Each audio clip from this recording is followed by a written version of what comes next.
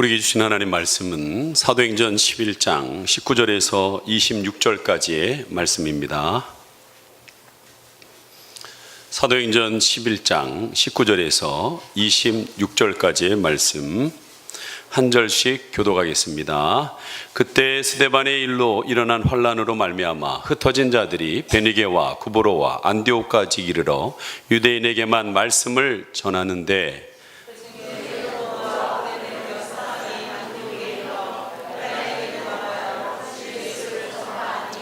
주의 손이 그들과 함께 하심에 수많은 사람들이 믿고 주께 돌아오더라.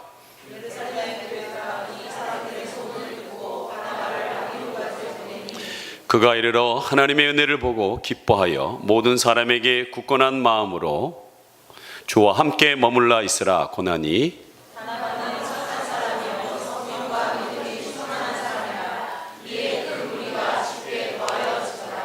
바나바가 사울을 찾으러 다소에 가서 만남에 안디옥에 데리고 와서 둘이 교회에 1년간 모여 있어 큰 무리를 가르쳤고 제자들이 안디옥에서 비로소 그리스도인이라 일컬음을 받게 되었더라. 아멘. 우리 아까 인사하셨지만 여러분의 마음의 어둠이 사라지고 생명의 빛이 여러분의 임하기를 소망하는 마음으로 우리 빛이 있으라 함께 인사하겠습니다. 빛이 있으라. 뒤에 있는 옆에 분에게 빛이 있으라. 생명의 빛이 여러분에게 임할 줄 믿습니다. 네. 이번 주 목요일 날 제게 편지 한 통이 도착했습니다. 편지 내용을 읽어드리도록 하겠습니다. 안녕하세요. 저 리라예요. 저를 12년 동안 키워주셔서 감사해요. 그동안 효도를 많이 못해드려 죄송해요. 그래서 효도 쿠폰으로 효도하려고 해요. 그동안 죄송함과 감사함을 담아서 만들었으니 유효기간까지 아껴서 쓰세요. 오늘이 5월 12일인데 유효기간 5월 15일까지입니다. 네. 그리고 그동안 감사하고 죄송하고 사랑했습니다. 엄마 죄송해요. 제가 엄마의 마음을 너무 속속였던 것 같아요. 앞으로 심부름도 잘하는 착한 딸이 될게요. 아빠 그동안 너무 버릇없게 굴었던 것 같아요. 앞으로 겸손한 딸이 될게요. 사랑해요. 2019년 5월 8일 수요일 리라올림 이렇게 해서 편지를 보냈습니다. 저는 이 편지를 쓸 때마다 느끼지만 우리도 어렸을 때 많이 써봤잖아요. 그렇잖아요. 그리고 아버지 학교 어머니 학교에서 남편이 아내에게 아내가 남편에게 편지 쓰라고 그래요. 저는 그때마다 느끼는 게 있어요. 왠지 죄인된 느낌. 우리 리라도 뭔가 죄인된 느낌으로 이렇게 쓰는 거예요.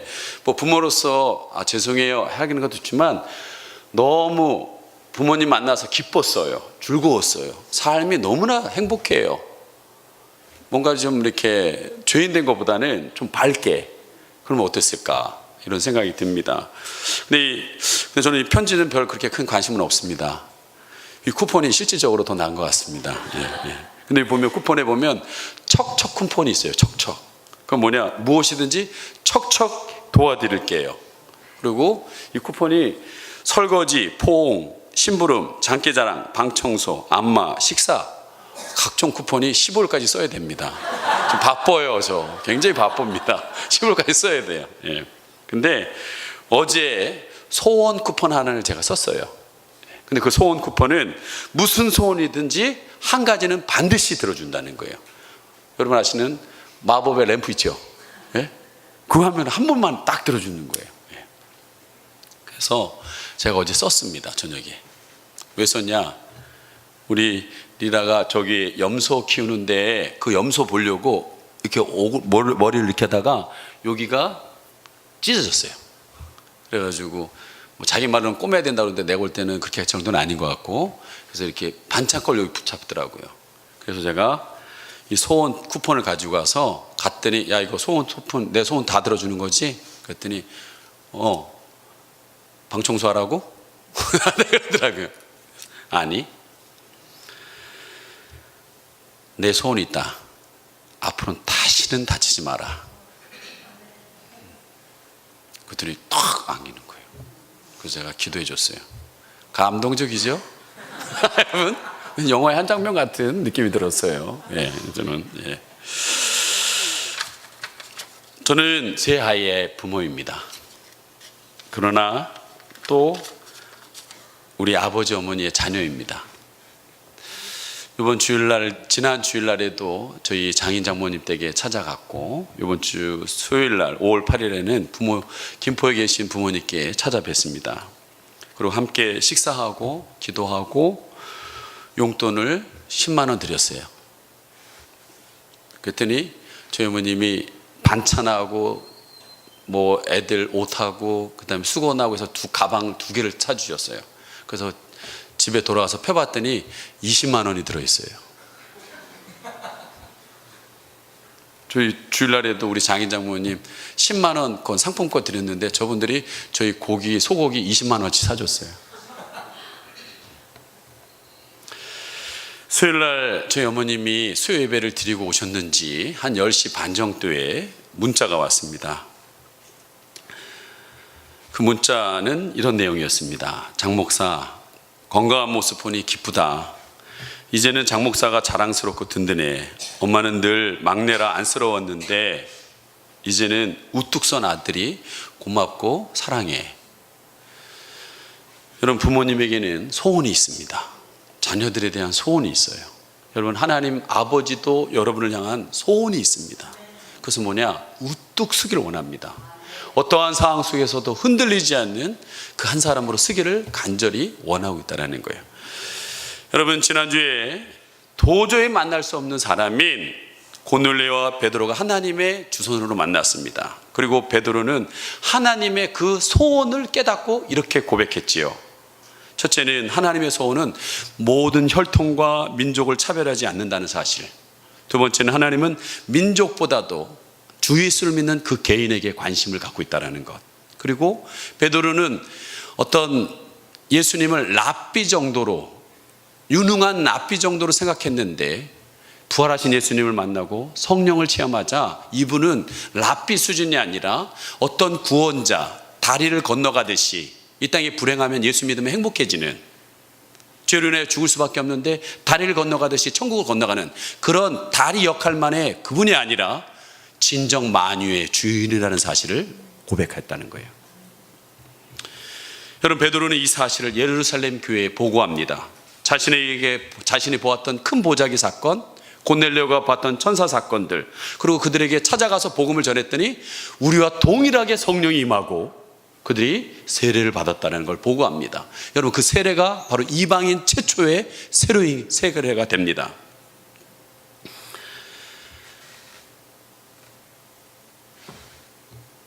그 보고를 받은 예루살렘 지도자는 이렇게 얘기합니다. 사도행전 11장 18절 같이 한번 읽어보도록 하겠습니다. 시작.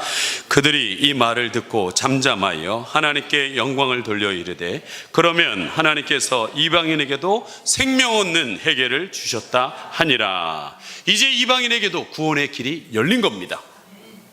살 길이 열어졌다는 거예요. 살 길이 뭡니까?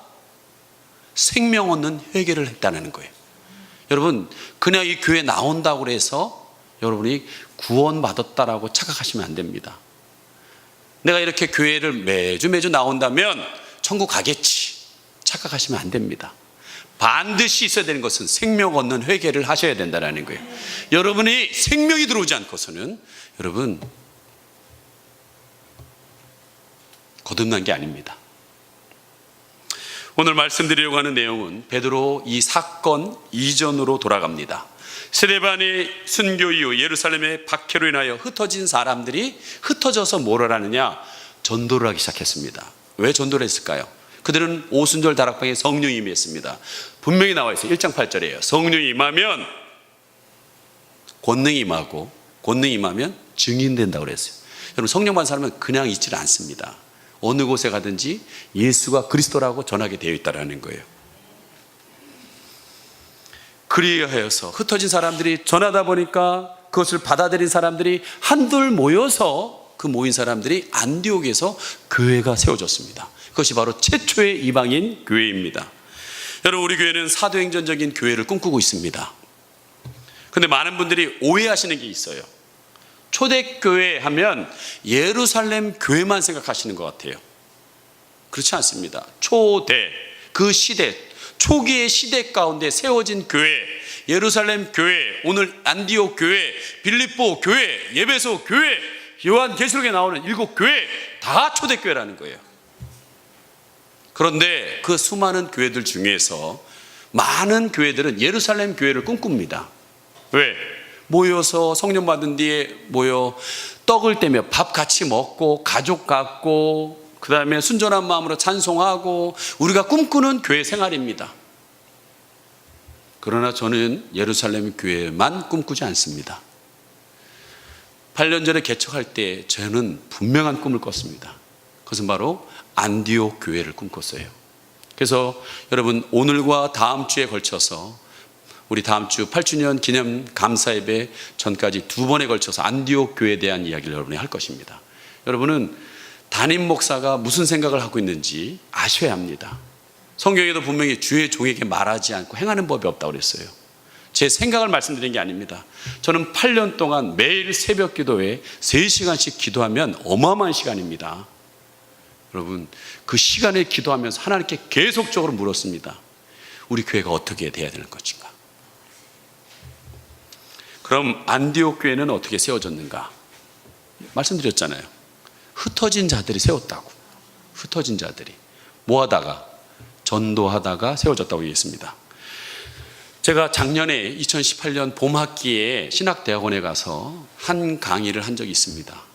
왜 강의를 하게 됐냐면 신학대학원생들이 이 어려운 시대에 개척을 하지 않으려고 합니다. 그래서 신학대학원 원장님이 고민하다가 목회학은 보통 성공한 목회자를 불러서 목회학을 가르칩니다. 그렇게 해봤자 이 대학원생들이 어떻게 생각하냐면 목사님이 성공했으니까 그렇지요 이러고 생각한다는 거예요. 그래서 이 원장님이 고민하고 기도하는 가운데 그렇다면 진짜 개척해서 그것을 이겨내려고 몸부림치고 있는, 이겨나가고 있는, 다 이러는 것이 아니라 이겨나가는 목사를 한번 맡겨봐야겠다. 그런 생각 중에서 제가 생각났다 그래서 저에게 기회가 주어졌습니다. 그래서 제가 가서 그 신학대학원생들에게 오리엔테이션을 첫 과목에 대한 제가 가르쳤던 건 셀 중심 목회학입니다. 그래서 강의할 때 첫 시간이에요. 여러분들이 대학원생이라 생각하고 제가 첫 모임 때 무슨 말을 했는지 그대로 말씀드리겠습니다. 여러분들은 각 교회에서 인정받는 분들입니다. 말씀을 잘 전하십니다. 찬양 인도를 잘 하십니다. 중보 기도팀을 이끄는 전도사님도 계실 것입니다. 또한 어린이부와 청소년부, 청년부 각 부서를 부흥시키고 나 현장 유지하고 있거나 아니 더 못한 상황에 있는 분들도 있을 것입니다. 그런데 여러분들은 이 대학원 과정이 마치고 나면 큰 박해가 있는 것처럼 사람과 물질과 현실이 어려운 그 현장으로 나가서 여러분은 개척을 하셔야 합니다. 그런데 개척을 하면서 가장 준비해야 될 것이 있습니다. 그것은 여러분들이 아까 했던 그 유능함들은 사람 있을 때의 얘기지 사람이 없으면 아무 소용이 없습니다. 저는 생각합니다. 여러분들이 가장 먼저 준비될 것은 한 사람을 전도할 수 있는 능력입니다. 저는 여러분에게 성적을 매길 때 여러분이 가지고 있는 지식을 시험지에다 줄줄 적는 것으로 점수를 주지 않겠습니다. 매일매일 나가서 전도하고 그 사람의 결과를 카톡으로 올리십시오. 그걸 합산해서 점수를 드리겠습니다. 그게 첫 마디예요. 여러분 대부분의 부교육자들은 교회 안에 머물러 있습니다. 큰 교회일수록 더 머무는 시간이 많습니다. 그러나 세상 사람들은 교회 밖에 있습니다. 그들을 찾아가서 전도하고 양육하고 교회로 인도할 수 있어야 한다는 거예요.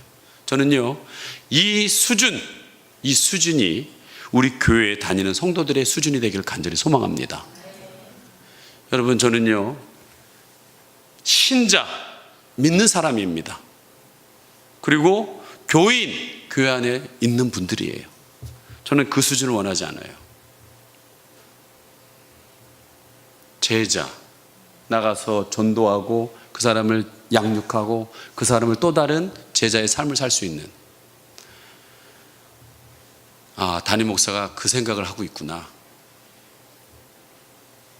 아셔야 된다는 거예요. 여러분, 예루살렘 교회에 큰 박해가 일어났습니다. 스데반 집사님의 순교로 예루살렘 교회가 큰 변화가 일어났습니다. 그 여파로 많은 사람들이, 그리스도인들이 예루살렘을 떠나서 사방으로 흩어지기 시작합니다.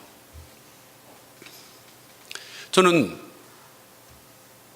거의 17년을 부교육자 생활했습니다.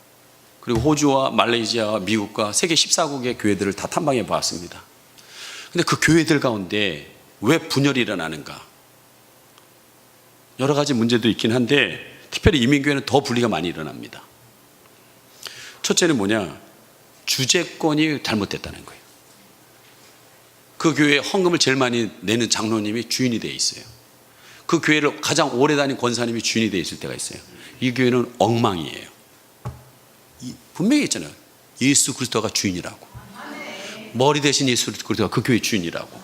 저는 이 교회 주인이 아닙니다. 우리 교회에 어떠한 영향력 있는 사람이 주인 돼서는 안 됩니다. 헌금 많이 한다? 절대로 아니에요. 아닙니다. 두 번째 이유가 뭐냐? 흩어지질 않아요. 맨날 유대인끼리 모여서 밥 먹고, 그러니까 서로 좋아서 믿는 자들끼리 카페에서 끼리 그럼 하나님이요 흩어버려요. 저는 우리 교회가 흩어지지 않기를 바랍니다. 그런 식으로 흩어지지 않기를 원하는 거예요. 그래서 우리의 심에 겹더라도 장지리 교회를 돕는 거예요. 심에 겹더라도 청년 청소년들 이번 해에 말레이시아 비전 트립을 갈 겁니다. 그것은 미리미리 하나님이 원하시는 일을 하면 하나님이 흩어지지 않아요. 교회 안에 문제가 없습니다. 여러분, 오늘 흩어지다 이런 말은 널리 뿌리다예요. 널리 뿌리다라는 거예요. 여러분, 이 말은 유명한 디아스포라라는 말입니다. 그러면 이들이 흩어진 곳은 어디일까? 오늘도 일부 예배드린 워싱턴에서 오신 우리 권사님이신지, 권사님이세요? 네. 아니, 할렐루야. 워싱턴에 오셨는데 오늘 일부 예배드리고 은혜 받았다고 2부까지 또 들으신대요. 저 워싱턴의 교회가 바로 디아스포라 교회입니다. 흩어져서 세운 교회가 워싱턴에 있는 게 교회인 거예요. 여러분, 근데 오늘 보니까 이들이 예루살렘에서 스데반 핍박 이후에 흩어지기 시작했습니다. 그리고 흩어지면서 어디로 갔느냐? 이스라엘에서 쭉 내려와서 베니게라는 데를 갔어요. 그리고 배를 타고 지중해 중간의 섬 구브로에 갔습니다. 그리고 거기서 또 안디옥을 가서 십시일반으로 모이다 보니까 안디옥 교회가 그냥 저절로 세워진 거예요. 그냥. 근데 여러분, 오늘 여기에서 이 세 지역 가운데 저는 여러분에게 구보로를 얘기할까 합니다. 이 구보로는 유럽과 아시아에 이스라엘에서 바울도 구보로 거쳐서 로마로, 구보로 거쳐서 1차, 2차, 3차 계속 전도에는 교두보 같은 역할입니다. 근데 이 구보로에 다수의 유대인들이 살고 있었습니다. 근데 그 구보로에서 너무나 중요한 사람이 태어났다는 거예요. 그 사람이 바로 안디옥 교회 일대 담임 목사입니다. 누굽니까? 바나바라는 사람이에요. 바나바라. 여러분, 담임 목사의 성향을 알면 그 교회에 어떤 식으로 흘러갈지를 알게 됩니다. 선교에 관심 있는 교회면 그쪽 교회는 계속 선교만 해요. 교제 위에 관심을 갖고 있으면 교제 위주의 교회가 됩니다. 근데 목회학도 저도 배웠고 저도 가르쳐 봤지만 대체로 목회자 스타일이 두 종류가 있어요. 하나는 카리스마적인 목회자의 스타일이 있습니다. 조용기 목사님, 김상하 목사님, 70년대, 80년대, 90년대 대붕을 이뤘던 입시적인 인물들이 그런 형입니다. 근데 지금은 그렇게 해서는 안 돼요. 요즘은요, 국률형 목사님들이 나타나셨어요. 성도들을 움직이는데 카리스마로 이끌어내느냐? 좀 도와주세요. 불쌍히 여김받아서. 저도 목회학 배울 때 두 가지를 하라고 했어요. 불쌍히 여김받든지 끌고 가든지. 그래서 초창기엔 제가 불쌍히 여김을 받았어요. 근데 지금은 안 그래요. 카리스마적으로 변했냐? 그게 아니에요. 그때는 하나님 뜻이 몰랐어요. 개척했는데 하나님 뜻이 몰랐어요. 근데 이제는 정확하게 알겠어요. 아, 하나님 이걸 원하시는구나. 카리스마하고는 국률이가 아니고 하나님의 뜻대로 해야 되는 거예요. 하나님 뜻대로. 그래서 이제는 뒤로 물러서지 않습니다. 그래서 오늘과 내일 다음 주에 설교에 거쳐서 여러분은 정확하게 아셔야 돼요. 우리 교회가 어디로 가야 될 것을. 그렇다면 이 안디옥 교회를 여러분 일대 담임 목사로 섰던 이 바나바는 어떤 가치를 가지고 이 안디옥 교회를 그 가치에 맞는 교회로 세워서 나갔을까요? 저는 개인적으로 바울보다 바나바를 훨씬 존경합니다. 그의 가치가 훌륭해요. 한 예를 든다면 여러분, 바나바는 누굴 세웠습니까? 바울을 세웠습니다. 세계 역사의 길을 남을 바울을 디든목이 되어 세워줍니다. 그리고 요나단은 누굴 세웠어요? 자기가 왕이 되는데 자기 자리를 내려놓고 다윗을 왕으로 세웠습니다. 우리나라에도 이런 훌륭한 왕이 계세요. 그게 누구예요? 태종의 첫째 아들 양녕대군입니다. 역사의 판단은 어떻게 될지 모르겠지만 양녕대군은 자기가 왕이 되어야 될 사람입니다. 근데 가만히 보니까 동생 중에 세종이 너무 백성들을 사랑해요. 나보다는 이 백성을 사랑하는 세종이 왕이 되는 게 낫겠다. 그래서 그 자리를 여러분 궁중생활을 나오고 시와 풍류로 즐겼다는데 저는 그렇게 보지 않아요. 예. 여러분, 저는 세종대왕을 가만히 보면서 많은 걸 느낍니다. 세종대왕의 모든 생각이 백성에게 다 포인트가 맞춰 있어요. 백성들이 말은 하는데 자기의 생각과 마음을 표현할 길이 없어요. 중국의 한자는 너무나 어려워요. 그거 밥 먹고 살면서 그거 공부할 시간이 없어요. 어떻게 하면 이 백성들이 자기의 마음을 표현할 수 있을까? 그거를 만든 게 바로 위대한 한글이에요. 누가 언문이라고 천한글이라고 누가 얘기를 해요? 진짜 백성을 위해서 만든 그 곡이 왜 천한글이 됩니까? 세종대왕이 만든 모든 발명품을 보세요. 다 백성들을 위한 거예요. 다 백성들을. 저는 지도자가 누가 돼야 되느냐? 정말 백성들을 사랑하는 사람이 돼야 된다고 생각합니다. 바나바는 이 가치를 갖고 있었던 사람이에요. 하나님의 나라, 하나님의 백성들만 살릴 수 있다면 내가 어떤 위치에 가 있든 상관이 없다라는 생각을 갖고 있는 사람입니다. 여러분, 그에 대한 사람들의 평가입니다. 그 사람의 열매를 보면 그 사람을 알 수가 있겠죠. 예, 사도행전 11장 24절 같이 한번 읽겠습니다. 시작. 바나바는 착한 사람이요 성령과 믿음이 충만한 사람이라 이에 큰 무리가 주께 더하여 지더라. 자, 바나바에 대한 첫 번째 평가는 뭡니까? 착한 사람이다 라고 했습니다. 여러분, 착한 사람을 문자적으로 좋은 사람이다 라고 해요. 그러면 어느 정도 살아야 좋은 사람 될까? 어떤 주석가는 바나바를 교회 역사에서 가장 예수님 닮은 인물로 평가하고 있습니다. 성경에 보면 바나바의 인품 중에 뛰어난 두 가지 면이 있는데 바로 관대함과 포용력이라는 거예요. 바나바는 사람들을 동정심을 갖고 있었습니다. 인정이 많았어요. 그는 초대교회 구제 사업을 할 때 서슴없이 자기의 땅을 팔아버립니다. 왜 팔았을까요? 그 아까운 거를, 그 과일 장사해가지고 과일 과수원해가지고 그 번 걸 왜 팔았을까요? 바나바는요, 마음이 있었습니다. 어떤 마음? 하나님의 마음이 있었어요. 아버지의 마음을 갖고 있었어요. 예? 여러분, 진짜 가족은요, 하나님의 나라에 가서 진짜 가족이 되는 거예요. 이 땅에 여러분이 가족이라고 하지만 예수 믿지 않는 분들은요, 진짜 하나님 나라 가족이 될 수가 없어요. 미안한 얘기지만 바나바는 그 마음을 갖고 있었던 거예요. 하나님 나라 가족들, 영원한 내 우리 가족들이 밥을 못 먹어. 너무나 힘들게 살아. 내가 가족이면서도 이걸 그대로 내버려두면 안 된다.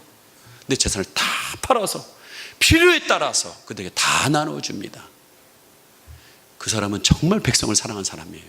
하나님 백성을 사랑하기 위해서 자기의 재산을 아낌없이 이런 가치를 갖고 있는 사람입니다. 대부분의 유대인들은 이런 동정심을 유대인에게만 나타냈습니다. 유대인은 유대인이 챙겨야지. 전라도 사람은 전라도가 챙겨야지. 경상도 사람은 경상도가 챙겨야지. 그렇게 편협적인 생각을 갖고 있는 게 아니라는 거예요. 바나바는 이방인에게 동일하게 베풀었다는 거예요. 예루살렘 교인들은 이방인들의 마음을 열지 않았습니다. 법으로 정의했어요. 이방인들하고 식사 금지, 교제 금지, 법으로 만들어놨어요. 아주 그렇게 하는 사람을 정죄하고, 그러니까 오직하면 수석 제자인 베드로마저도 안 변하니까 하나님께서 큰 보자기에서 유대인들이 먹을 수 없는 음식을 갖다 주면서 갖다 먹어라. 전 못 먹어요. 갖다 먹어. 못 먹어요. 먹어. 못 먹어요. 그럼 네가 하나님 하지 왜? 네가 내가 거룩하다는 걸 왜 네가 속되다고 얘기하느냐? 네가 왜 정죄를 해? 내가 깨끗하다고 그러는데 왜 네가? 바나바는 하나님의 마음을 갖고 있었어요. 물론 헬라 문화권인 이 구보라는 지중해 출신이긴 하지만 그렇다면 그 유대인들이 많이 살았다는데 그 사람들도 똑같은 이런 마음을 가져야 될 거 아니에요. 그렇지 않다는 거예요. 여러분, 바울의 관담은 그의 가치이며 성품이며 인격이었습니다. 이런 인품 때문에 유대 교회와 이방 교회에 굉장히 중요한 중재적 역할을 감당합니다. 만약에 바나바가 없었다면 예루살렘 교회는 안디옥 교회를 이해 못했을 것입니다. 안디옥 교회는 저것들 지들만 유대인이라고 구별됐다고 하면서 서로 싸웠을 거예요. 근데 바나바 하나로 인하여서 서로 잘 연결됩니다. 예루살렘 성도들은 여러분 그 대표적인 게 뭡니까? 사울의 회심을 믿지 않았어요. 왜? 여러분 가만히 생각해 보세요. 전날까지 믿는 사람 다 잡아서 죽이고 감옥에 집어넣은 사람이 나 회개했어. 나 좀 받아줘. 여러분 같은 받겠어요? 우리 교회 맨날 와서 깽판 부리는 사람이 와가지고 나 변했어요. 나 장로 세워주세요. 세워주겠어요? 여러분 사람은요 시간을 통해서 알 수 있어요. 그렇게 얘기하지 마세요. 뭘 세워달라고 얘기하지 마시고 삶으로 보여주세요. 삶으로. 안 세우라고 해도 다 세웁니다. 사울이 갑자기 변했다고 그러니까 누가 믿어줘요? 누가? 안 믿어줘? 절대 안 믿어줘. 나도 잡아 죽이려고 하는 거 아니야? 두려움에 잡히지만 바나바가 보증을 씁니다. 그래서 사울을 예루살렘 지도자를 만나게 하지요. 여러분 요즘은 너무나 각박한 시대에 살고 있습니다. 너무나 관대함이 필요합니다.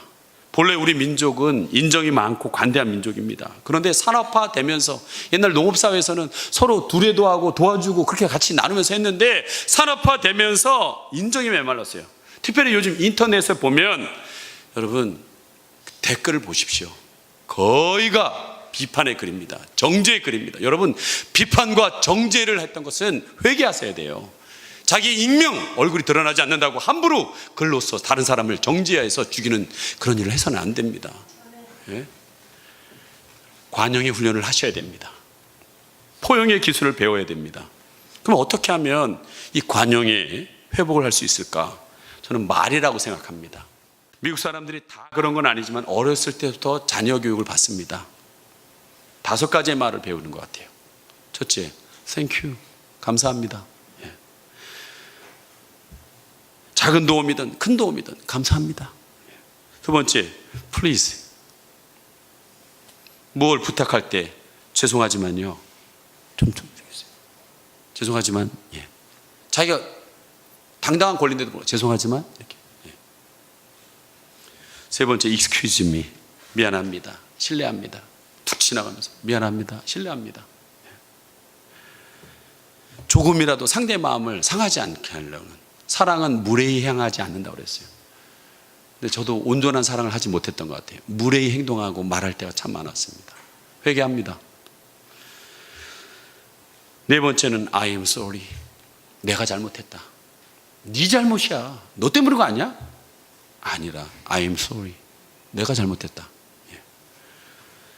다섯 번째, You're welcome. 천만에 괜찮아. 저는 이것이 로마서 8장 28절 말씀과 똑같다고 생각해요. 모든 것은 합력하여 선을 이룬다. 실수할 수 있어요. 넘어질 수 있어요. 잘못할 수 있어요. 괜찮아. 괜찮아. 천만에 괜찮아. 이런 말이 여러분 가정에 충만히 넘쳐야 돼요. 그것이 우리 교회에 넘쳐나야 돼요. 이 나라에 넘쳐나야 됩니다. 넘쳐나야 됩니다. 두 번째, 바나바의 평가는 위로의 사람, 격려의 사람입니다. 여러분에게 한번 질문하겠습니다. 바나바의 이름이 뭡니까? 네? 바나바의 이름이 뭡니까? 아니 바나바한테 지금 바나바 이름을 부르면서 이름을 부르면 나한테 어떻게 하라고? 여러분, 바나바의 본 이름은 요셉입니다. 요셉인데 사람들이 이를 부를 때 별명처럼 바나바가 됐는데, 이것이 2000년 역사를 지나서 많은 사람들은 요셉이 바나바인데 요셉은 이름은 전혀 사라지고 바나바만 남아있어요. 그럼 이 바나바라는 뜻이 뭐예요? 많은 분들은 위로자라, 맞습니다. 선지자의 아들이라는 뜻이에요. 선지자가 하는 일이 뭐예요? 백성들을 위로하는 거예요. 본문에도 그렇습니다. 바나바는 안디옥에 도착하여 교인들을 위로합니다. 그렇게 베니게에서, 구브로에서, 안디옥에서 십시일반 모여서 교회가 세워졌어요. 모여졌는데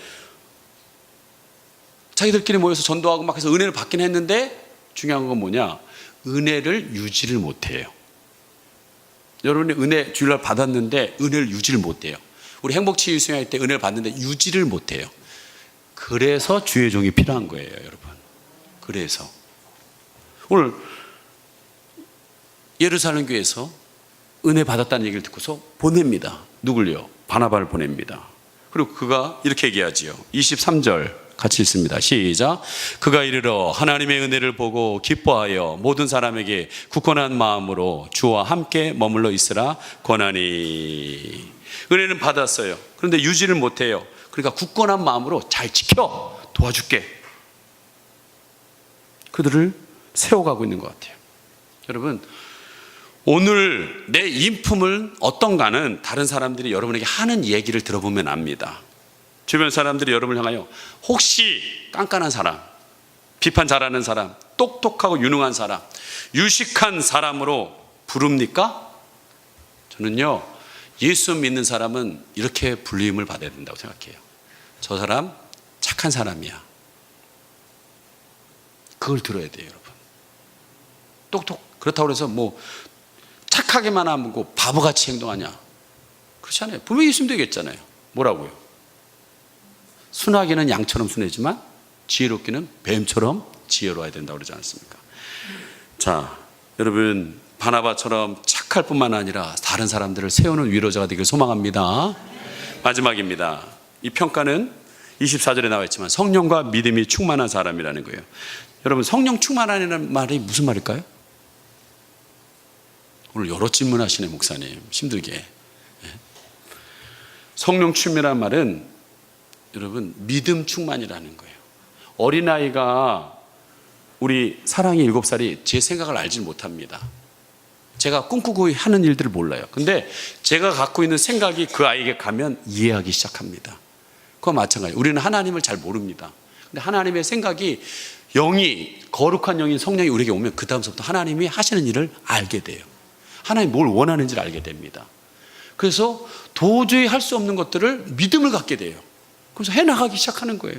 지금 우리 교회에 펼쳐지는 이 모든 것들이 믿음으로 이루어지는 일 아니겠습니까? 네. 그렇다면 충만이라는 말은 뭐예요? 가득 찼다라는 거예요. 믿음이 믿음이 가득하다. 근데 성령 충만이 눈에 보여요? 믿음 충만이 눈에 보여요? 안 보여요.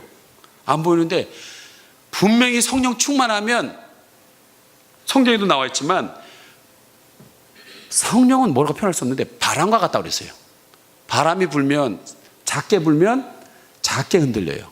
근데 크게 불리면 나무까지 와 흔들려요. 그렇잖아요. 태풍이 오면 크게 흔들리잖아요.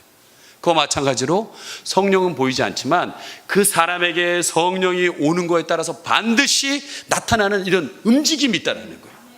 그게 뭐예요? 성령이 임하시면 권능이 임해서 증인, 한마디로 복음을 전파하게 된다는 거예요. 그 입에서 복음을 나오게 된다는 거예요. 누굴 만나든지 예수님을 얘기하게 된다. 그러면 얘기를 하다 보면 그 사람이 받아들이면서 교회가 세워지는 거예요. 사람들이 두세 사람이 모일 때 교회가 세워진다는 거예요. 그래서 성령 받은 사람이 나타나는 두 가지 특징이에요. 복음을 전하고 교회가 세워지는 일이 벌어지는 거예요. 여러분이 전혀 입에서 복음이 안 나가고 있다, 교회가 여러분을 통해서 세워지지 않다, 그 사람은 성령 충만한 사람 아니에요. 여러분, 바나바는 교회의 건설자였습니다. 그가 예루살렘의 교회에 세운 중심 인물이었습니다. 예루살렘의 교회들과 사도들이 그의 공로를 인정하여서, 여러분, 그는 평신도 때는 자신의 재산을 팔아서, 교회를 세우는데 자신의 재산을 팔아서, 우리나라의 최초의 교회가 북한에 있습니다. 어느 장로님이 집을 팔아서 교회가 세워져요. 지금도 교회도 그렇잖아요. 저도 이 교회는 제가 가지고 있던 2천만 원으로 시작했습니다. 누군가는 그런 헌신들이 있는 거예요. 각 교회별로. 근데 평신호 때는 그렇게 예루살렘의 교회를 세웠는데 이제는 안디옥 교회를 목회자가 되어서 지금 세우고 있는 거예요. 그는 자격 조건을 다 갖고 있었어요. 레위인 족속이라고 그랬습니다. 바나바가 교회를 위해 이룬 공헌 가운데 가장 큰 공헌이 있습니다. 그것이 뭐냐? 바로 하나님 나라를 이루어야 되는데 10%의 유대인 갖고 90%를 신경 쓰질 않아요. 그래서 하나님께서 그 이방인 전도를 위해서 누굴 세웁니까? 바울을 선택합니다. 그 바울을 아까도 했지만 역사의 전면으로 등장시키는 일을 한 사람이 바로 바나바입니다. 자, 25절 26절 같이 읽습니다. 시작. 바나바가 사울을 찾으러 다소에 가서 만남에 안디옥에 데리고 와서 둘이 교회에 1년간 모여 있어 큰 무리를 가르쳤고 제자들이 안디옥에서 비로소 그리스도인이라 일컬음을 받게 되었더라. 바나바는 안디옥 교회가 부흥하는 모습을 보면서 생각했어요. 사람들이 자꾸 늘어나는데 내가 좋은 성격으로 사람들을 돌봐주는 건 하겠는데 이 사람들을 믿음으로 굳건히 세워야 되는데 내 힘으로는 혼자는 안 되겠다. 어떻게 하면 말씀으로 이들을 굳건히 세울 수 있는 사람이 누굴까 생각하는데 딱 생각이 나서 기도하는 가운데 누구예요? 바울입니다. 여러분 생각해 보세요.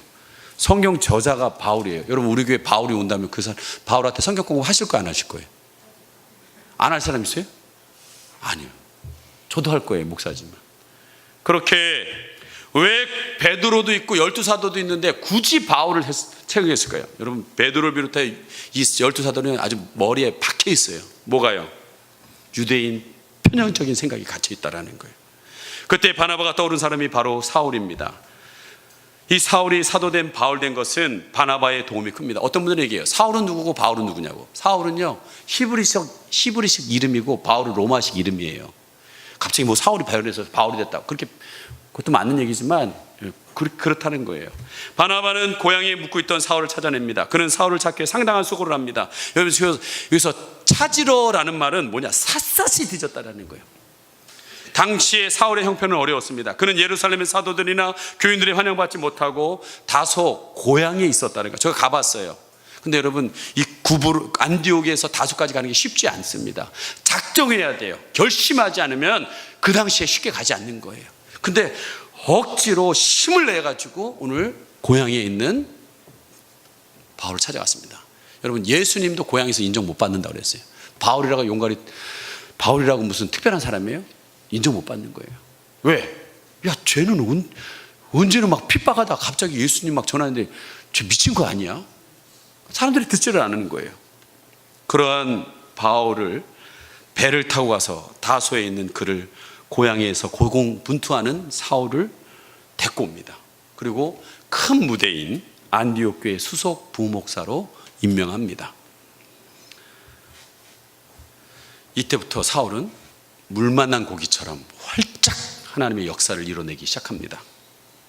여러분 잠깐 이 영상을 한번 보도록 하겠습니다. 그리고 에어컨 좀 틀어주세요. 자, 영상 한번 보겠습니다. 아니 영상 거 말고 그림, 화분 그림. 자, 여러분 저 작은 화분에 난 있죠? 이건 아닌데 이거를요 옆으로 옮겼어요. 그 다음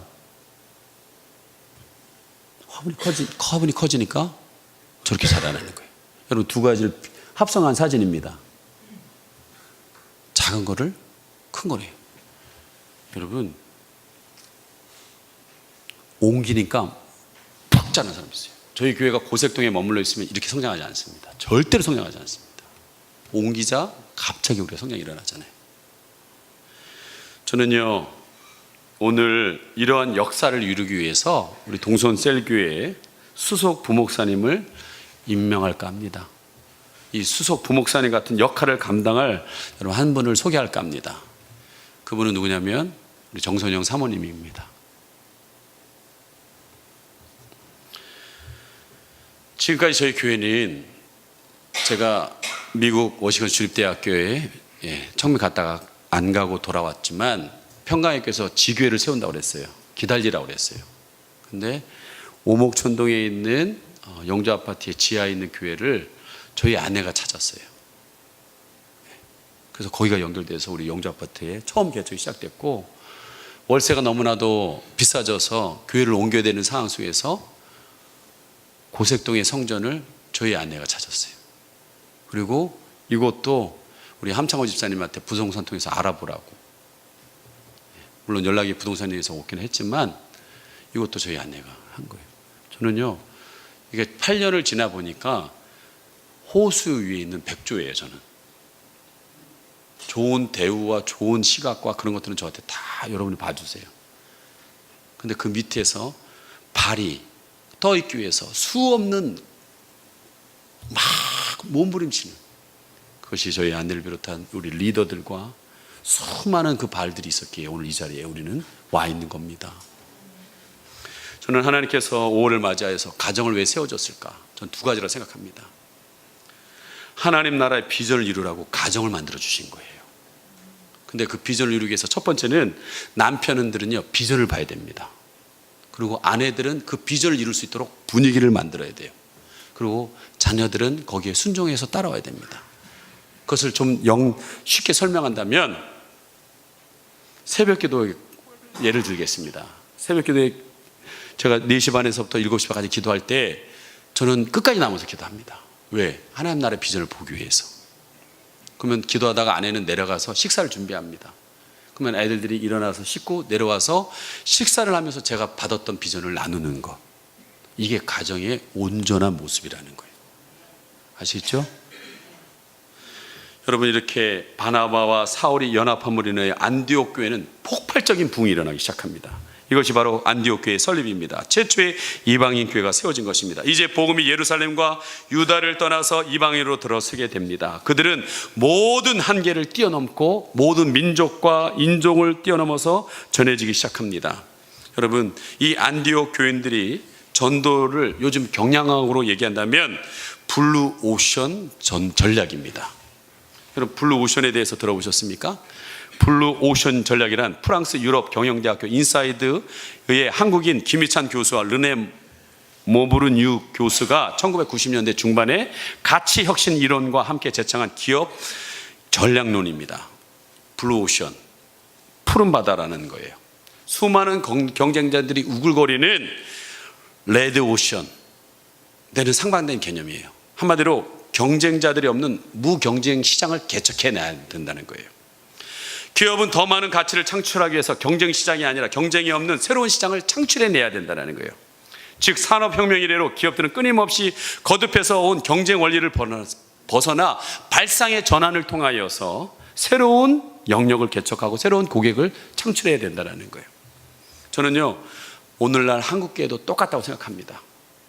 레드 오션이라는 전략을 추구하고 있습니다. 다 교회들마다 제 살 깎아먹게 하고 있어요. 교인들이 여기에서 여기로 왔다 갔다 해요. 저는요, 부교육자 때 예술의 전당 앞에 그 당시에 3,400세대 하늘채라는 그 삼성전자 앞에 대단히 전지가 생겼어요. 온 수원에 있는 교회들이 다 달라들었어요. 저희들도 그 앞에 있었기 때문에 평강교회 부목사로 저도 전도팀 20명을 이끌고 거기 갔습니다. 전쟁터예요. 근데 그때 느낀 게 있습니다. 이건 아니다. 이사 온 분들이 가만히 있으면요, 각 교회들이 온갖 살림을 다 마련해줘요. 휴지, 생수, 전자제품 다. 그럼 나는 안 믿는 자들이 그걸 받으면서 뭐라고 생각했을까? 받으면서 웃으면서 감사해요. 네, 한번 생각해 볼게요. 이렇게 얘기하죠. 속으로 그들이 그렇게 생각했을 거예요. 그래, 이것들 물질 만능주의에 사로잡힌 이것들.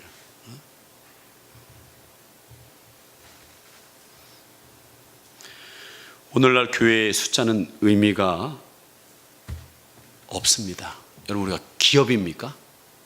숫자 가지고 자랑하게? 성경에 어디에 숫자 자랑이 있습니까? 모세에 따르면요, 60만 3,550명 장정이 출애굽했는데 여러분, 가나안에 몇 명 들어갔어요? 단 2명 들어갔습니다. 여호수아와 갈렙만 들어갔어요. 천국이라는 가난에 단 2명만 들어갔어요. 여러분 잘 생각하셔야 됩니다. 지금 하나님이 원하는 건 수가 아니에요.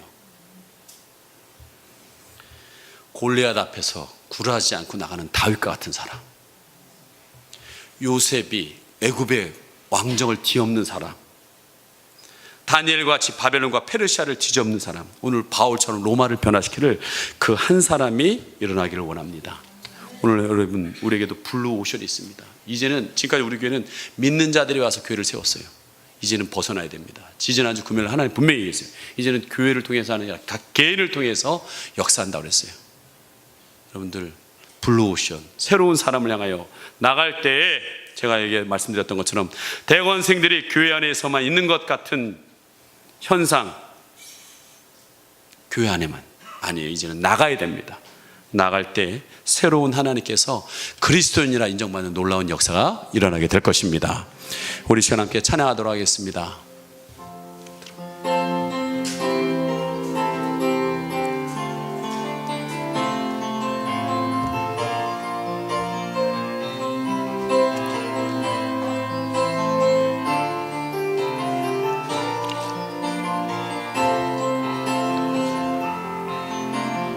모든 민족에게 모든 민족에게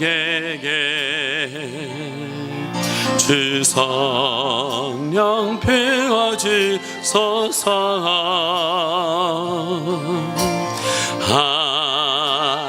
하나님의 백성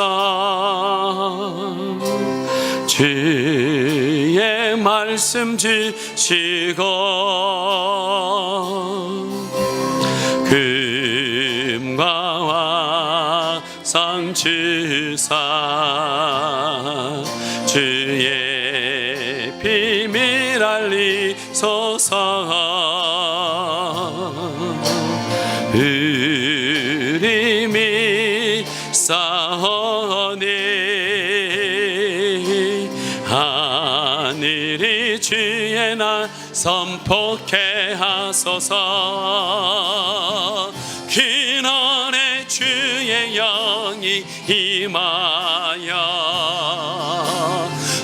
큰 병이 땅 위에 일어나리라. 모든 영혼 깨어 일어나되 주 예수를 부르는 자는 구원되. 그날에 주의 영이 임하여 그날에 주의 영이 임하여 큰 병이 땅 위에 일어나리라. 모든 영혼 깨어 일어날 때 주 예수를 부르는 자니 구원되리. 우리 한번 기도하겠습니다. 하나님, 오늘 하나님께서는 하나님의 마음을 가지고 죽어가는 저 영혼들을 살리기를 원하고 있습니다. 잠자고 있는 모든 영혼들을 깨우기 원하고 있습니다. 병들어가고 있는 저 영혼들을 살리기 원하고 있습니다. 그러나 하나님 아버지, 우리에겐 힘이 없음을 고백합니다. 다시 하나님 성령을 부어 주시옵소서. 그 성령이 하나님 아버지 우리에게 임함으로 인하여 바나바 같은 하나님의 사람들이 일어나게 하여 주시옵소서. 정말 하나님 아버지 어느 곳에 가든지 착한 사람이라고 인정받는 그런 하나님의 사람들이 일어나게 하여 주시옵소서. 정말 하나님의 마음으로 그들을 위로하고 자신의 것을 아끼지 않고 하나님의 마음으로 그들을 살리는 그런 사람들이 일어나게 하여 주시기를 간절히 원합니다. 또한 하나님 아버지, 하나님 성령에 충만하기를 원합니다. 진정한 하나님께서 무엇을 원하시는 것을 바라보고 하나님 아버지 하나님이여, 쓸데없는 교인들 유치적전에 그런 것이 아니라 정말 안 믿는 그 영혼들을 살리는 그 걸음에 함께 걸어나갈 수 있게 하여 주시옵소서. 오늘 하나님께서는 그런 교회를 찾고 계시는 줄 믿습니다. 하나님, 우리 교회가 그런 자리에 쓸 수 있도록 은혜를 달라고 여러분 자신과 교회를 위해서 우리 한번 주여 한번 부르기도 합니다. 주여.